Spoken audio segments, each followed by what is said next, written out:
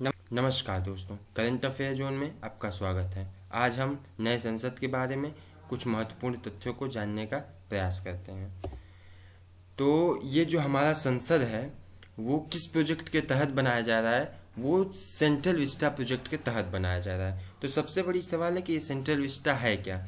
तो central Vista नई दिल्ली में राष्ट्रपति भवन से लेकर इंडिया गेट के बीच के 3 किलोमीटर की जो एरिया है उसे हम लोग सेंट्रल विस्टा के नाम से जाना जाता है।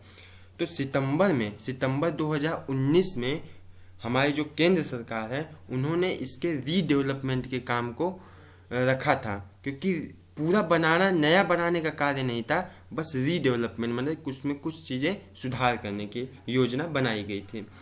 तो ये जो वर्तमान की जो हमारी संसद भवन है वो लगभग 93 साल पुरानी है। 1927 में इसका निर्माण हुआ था। और प्रोजेक्ट का जो नया प्रोजेक्ट के अंदर हमारे यहाँ नया केंद्रीय सचिवालय भी तैयार होगा, जिसके अंदर लगभग 10 इमारतें होंगी। और इस प्रोजेक्ट को पूरा खत्म करने की समय सीमा 2024 तक रखी गई है। तो सेंट्रल विस्टा प्रोजेक्ट में और क्या क्या होगा, चलिए वो भी जान लेते हैं।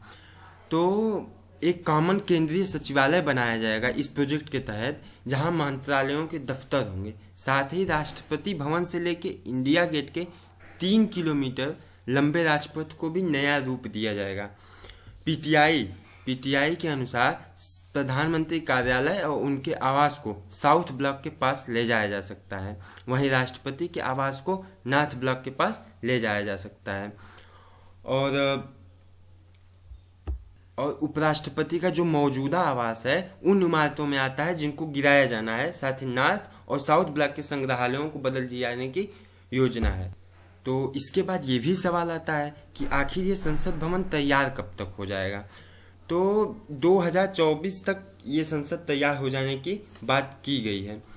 तो लोकसभा सचिवालय के अनुसार संसद बनने का काम दिसंबर 2020 में शुरू होगा और अक्टूबर 2022 में ख़त्म हो जाएगा। ये पूरे संसद का काम है। जो पूरा सेंट्रल विस्टा प्रोजेक्ट है वो लगभग 2024 में पूरा उसका काम समाप्त होगा, क्योंकि हालांकि जो निर्माण का मामला है वो सुप्रीम कोर्ट में लंबित है, क्योंकि इसके खिलाफ एक पीटीआई दाखिल की गई है जिसको सुप्रीम कोर्ट ने रोक लगाया है। तो केंद्र सरकार ने इस पर अपने काम को सुप्रीम कोर्ट से कहा है, भरोसा दिलाया है कि इससे संबंधित जितनी भी याचिकाओं पर जब तक सुप्रीम कोर्ट अपना फैसला नहीं सुना देती है तब तक केंद्र सरकार उसके किसी भी तरह का काम आगे नहीं बढ़ाएगी। तो आगे ये भी देखते हैं कि संसद जो पहले था और अब के संसद में क्या अंतर होगा। पहले का संसद किस तरह का था, आगे का संसद किस तरह का होगा, ये संसद कितना बड़ा होगा, ये सारे भी सवाल होंगे। तो इनको जानने का प्रयास करते हैं।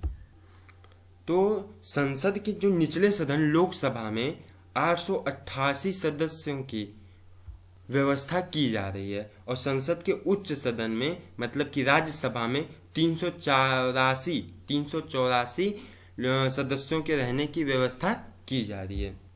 ऐसा ये इसलिए किया जा रहा है क्योंकि आगे भविष्य में सांसदों की संख्या बढ़ सकती है, क्योंकि अभी आने वाले 2026 में परिसीमन का काम होगा। तो सीट बढ़ेंगी, तो इन चीज़ों को देखकर सांसदों की संख्या जब बढ़ेगी इस हिसाब से संसद के सीट की संख्या भी बढ़ाई गई है। और वर्तमान में देखा जाए तो लोकसभा में 543 और राज्यसभा में कुल 245 सीटें हैं। और नए संसद भवन की संयुक्त बैठक अगर सब पार्टियों की एक साथ होगी तो 1272 सदस्य पूरी तरह से बैठ सकेंगे। इसके अलावा संसद में और कौन कौन सी सुविधाएं होंगी, क्या नई नई चीज़ें होंगी, वो भी देखते हैं। तो नए संसद भवन में सांसदों को अलग अलग दफ्तर मिलेगा जिसमें आधुनिक सुविधाएं होंगी, ताकि पेपरलेस वर्क या पेपरलेस दफ्तरों की ओर बढ़ाया जा सके। तो जो मोदी सरकार का मैनिफेस्टो मेन रहा है कि पेपरलेस वर्क काम हो, उस चीज़ को बढ़ावा देने के लिए सारे सांसदों को अलग अलग दफ्तर यहाँ पे दिया जाएगा। और नई इमारत में एक कॉन्स्टिट्यूशनल हॉल मतलब कि संविधान हॉल भी होगा, जिसमें भारत की जो अभी तक की इतनी बड़ी लोकतांत्रिक विरासत को दिखाया जाएगा और भारत के संविधान की जो मूल प्रति है, जो मेन कॉपी है, उसको भी वहाँ पर रखा जाएगा। और वहाँ पर एक भोजन कक्ष, लाइब्रेरी और एक बड़ा सा हॉल और बहुत सारी गाड़ियों के पार्किंग की भी व्यवस्था की जाएगी। पूरे प्रोजेक्ट का निर्माण क्षेत्र लगभग 64,500 वर्ग मीटर का होगा। यह मौजूदा जो मतलब कि वर्तमान में जो हमारा संसद भवन है इससे 17,000 वर्ग मीटर ज़्यादा होगा। और जो ये मौजूदा संसद भवन है इसका क्या किया जाएगा, ये भी एक प्रश्न उठता है। तो मौजूदा संसद भवन का इस्तेमाल संसदीय आयोजनों के लिए किया जाएगा। तो जो हमारा इसके पहले मतलब वर्तमान में जो हमारा संसद भवन है इसका व्यास 566 मीटर व्यास था, 566 मीटर, और इसका कार्य सन 1921 में शुरू किया गया था और इसको पूरे 6 साल लगे थे बनाने में, और ये काम जाके ख़त्म हुआ था 1927 में। तब मतलब कि 1921 से 1927 के से 6 साल के वर्ष में लगभग 43 लाख रुपए खर्च हुए थे उस समय में संसद बनाने में। और उस समय इस संसद का उद्घाटन तत्कालीन जो उस समय के वर्तमान में उस समय के जो जनरल लॉर्ड इरविन थे, गवर्नर जनरल लॉर्ड इरविन थे, उन्होंने उद्घाटन किया था 18 जनवरी 1927 को। और उस समय का डिजाइन जो दिया था एडविन लुटियंस और हबर्ट बेकर ने इसकी डिजाइन दिया गया था।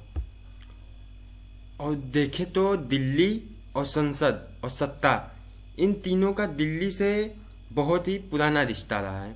तो दिल्ली का इतिहास संसद से किसी न किसी तरह से जुड़ा ही है। तो कई बार बनी और तबाह हुई दिल्ली का पहला प्रामाणिक इतिहास 8वीं शताब्दी से मिलता है। उस वक्त दिल्ली पर राजा आनंदपाल तोमर का शासन था। आनंदपाल तोमर की सत्ता उनके बाद बनाए गए लाल कोट किले से चलती थी। तमाम इतिहासकार इसी को वास्तविक लाल किला मानते हैं। इसके बाद पृथ्वीराज चौहान और सल्तनत काल का एक लंबा दौर गुजरा, लेकिन दिल्ली भारत की सत्ता पर केंद्र पर बनी रही। दिल्ली जब हमारा राजधानी बनी, हमारे देश की राजधानी दिल्ली बनी, इससे पहले हमारे देश की राजधानी कोलकाता थी। 1857 में अंग्रेजों से हारने से पहले मुगल बादशाह बहादुर शाह जफर इसी लाल किले से अपनी सत्ता को चलाते रहे। इसके कुछ वक्त तक अंग्रेजी राज की राजधानी कोलकाता रही, लेकिन 12 सितंबर 1911 को किंग जॉर्ज पंचम ने अपने ऐलान के साथ दिल्ली को फिर से भारत की राजधानी बना दिया। इसके पहले कोलकाता अपने देश की राजधानी थी। 1931 तक वायसराय और उनके सचिवालयों के लिए नई बिल्डिंग्स बनाई गईं और देश के आज़ाद होने यानी 1947 तक अंग्रेजी हुकूमत इन्हीं बिल्डिंगों के जरिए चली। अब 2020 में केंद्र की मोदी सरकार इसी सेंट्रल विस्टा, संसद भवन, दूसरे केंद्रीय मंत्रालयों के दफ्तरों को फिर से डेवलपमेंट करके इसे नया रूप देना चाहती है और भारत की हुकूमतें इन्हीं नए संसद परिसर, सेंट्रल विस्टा और कॉमन सचिवालय से आगे भी और अभी भी चलती रहेंगी।